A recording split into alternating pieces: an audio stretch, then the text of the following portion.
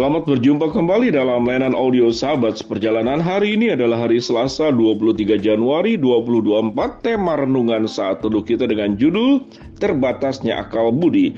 Firman Tuhan terambil dalam kitab Ibrani pasal 8 ayat yang ke-10. Maka inilah perjanjian yang kuadakan dengan kaum Israel sesudah waktu itu. Demikianlah firman Tuhan.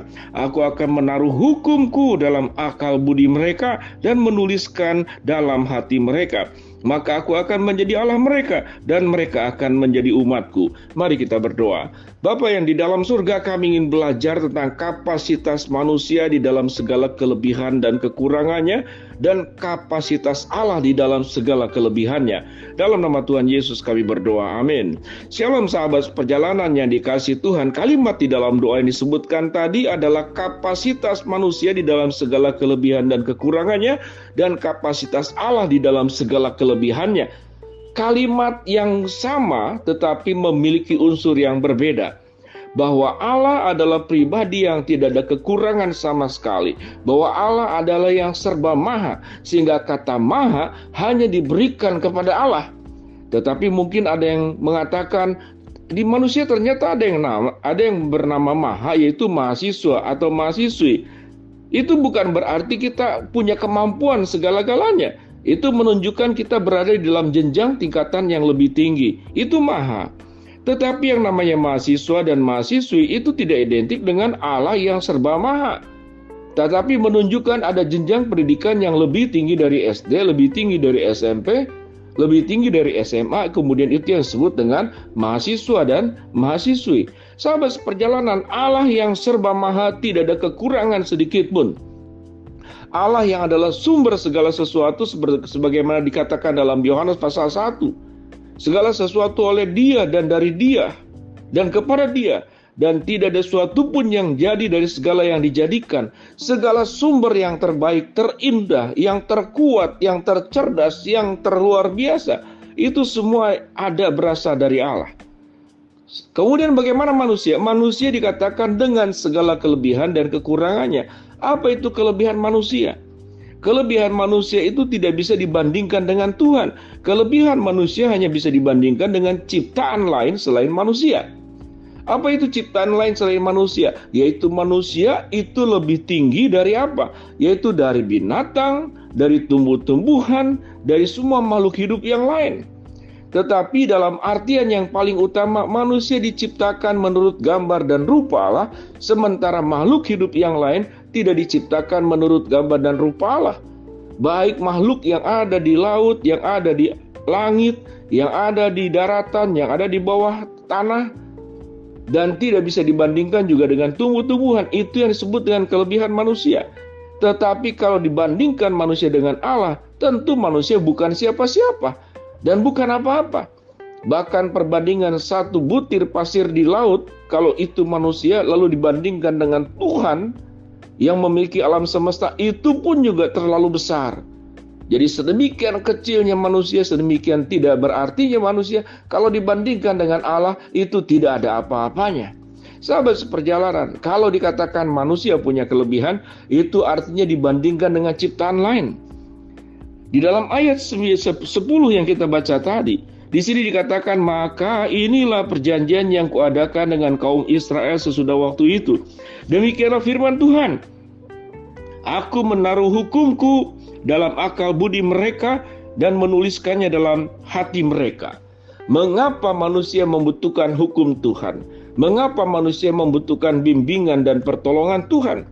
Mengapa manusia membutuhkan arahan-arahan Tuhan yang Tuhan berikan dengan 10 hukum Taurat, yang Tuhan berikan lewat para nabi-nabi, yang Tuhan berikan lewat para rasul, para raja-raja, para hakim-hakim yang ada di dalam Alkitab?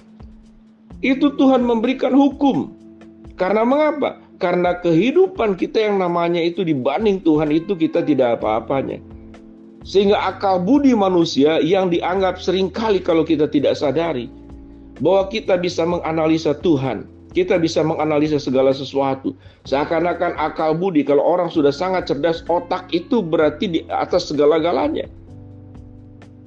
Ini adalah sebuah bentuk daripada penyelewengan pemahaman, penyelewengan nilai yang dilakukan oleh manusia. Kalau itu tidak masuk akal, maka saya tidak percaya. Ada orang kalau mau percaya kepada Tuhan harus masuk akal di dalam dirinya. Sahabat seperjalanan, kalau Tuhan sudah bisa masuk akal ke dalam akalnya manusia, itu berarti Tuhan lebih kecil dari akal manusia. Kalau sesuatu yang lebih kecil dari akal manusia, maka dia otomatis bukan lagi menjadi Tuhan. Akal budilah yang menjadi Tuhan. Sehingga sahabat seperjalanan, ayat ini mengajarkan kepada kita, sehebat-hebatnya manusia, secerdas-cerdasnya manusia, maka kita itu bukan siapa-siapa. Dengan pemahaman seperti demikianlah, tidak ada hal yang bisa unsur yang membuat kita itu menyombongkan diri. Apakah engkau kaya? Apakah engkau berpendidikan? Apakah engkau menjadi orang yang berpengaruh? Siapapun engkau hidup di dalam keterbatasan. Kalaupun ada kelebihan, karena itu adalah anugerah Tuhan. Diciptakan menurut gambar dan rupa Allah, diberikan hikmat, punya kemampuan berpikir, berbicara, menguasai banyak bahasa, menguasai banyak ilmu pengetahuan, itu pun sumbernya dari Allah. Dengan pemahaman seperti demikian, kita boleh menyadari akal budi itu terbatas. Kemampuan manusia itu terbatas. Tidak ada artinya dibanding dengan Tuhan. Dari pemahaman ini kita berangkat akan menjadi orang yang humble, menjadi orang yang rendah hati, menjadi orang yang terus mengagungkan Allah. Ya Tuhan, kalau aku dibanding dengan Engkau, aku ini bukan siapa-siapa dan aku ini bukan apa-apa. Aku hanyalah manusia berdosa yang sudah diberikan segala macam hak istimewa oleh Tuhan, tapi kami mengkhianati Engkau, kami meninggalkan Engkau. Lalu kemudian dosa yang berikut, kami merasa kami lebih cerdas dari Tuhan. Lalu kami mencoba mengatur Tuhan. Itu maka ada dosa-dosa turunan yang lain di atas arogansi kesombongan manusia, yang sesungguhnya kita itu bodoh, yang sesungguhnya kita itu tidak bisa apa-apa dibandingkan dengan Tuhan. Kalaupun ada kebiasaan, kalaupun ada kelebihan, kalaupun ada sesuatu yang kita miliki, itu juga berasal daripada Tuhan. Dengan pemahaman seperti itulah, dengan terbatasnya manusia, terbatasnya akal budi, terbatasnya keterampilan, terbatasnya pengalaman, maka kita harus memiliki hati yang penuh dengan kerendah hatian di hadapan Tuhan. Yang kedua, kemudian kita menjadi orang yang terus mengagungkan Tuhan, karena betapa besarnya Tuhan, betapa mahanya Tuhan. Kita akan terus mengagungkan Tuhan. Yang berikut adalah kemudian kita menjadi orang yang dalam hidup kita, karena kita dalam segala keterbatasan, kita menjadi orang yang bergantung kepada Allah. Karena kita terbatas, karena kita punya kemampuan yang terbatas, maka ada banyak persoalan hidup yang tidak bisa kita hadapi sendiri. Dengan Tuhan yang maha kuasa, maha tahu, maha adil, maha penolong, maha penyelamat, kita kemudian diselamatkan dari banyak unsur kehidupan yang bisa mengancam kita. Mari kita belajar bersyukur untuk seluruh kebaikan Allah, dan ingatlah kepandaian, kecerdasan, akal budi, segala sesuatu yang kita miliki di hadapan Tuhan tidak ada apa-apanya.